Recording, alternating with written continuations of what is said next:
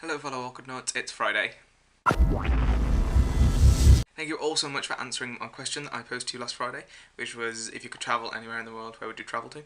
I'm glad we had some sort of varied answers, which made me quite happy, and now I'm going to give you my answer. At this moment in time, if I could travel anywhere in the world, I'd probably choose Toronto, and there is a reason behind that.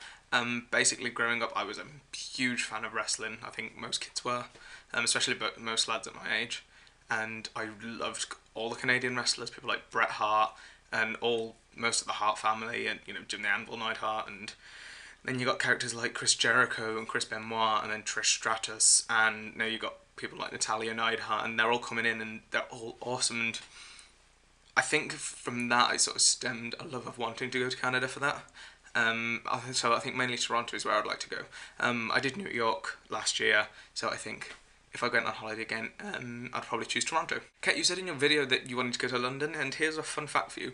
Even though I live in England, I have never been to London. It's a bit weird because living in England, a lot of people just assume that we're all sort of gather in London and that everyone lives in London and that's the place to be. I've never even been to London. I've sort of been on the outskirts, but I've never actually been in sort of like the city centre.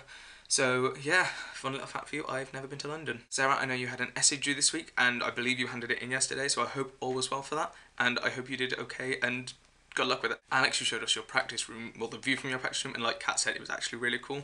We don't really have any views like that on our campus. Our campus is a bit secluded, so it's nice that you've got a view like that.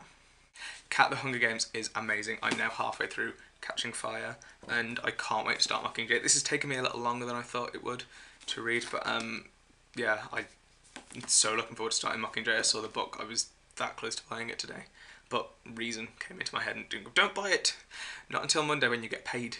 Lauren, welcome to the channel. I'm really excited for you to be joining us. I can't wait to see your first video, which will be on Monday.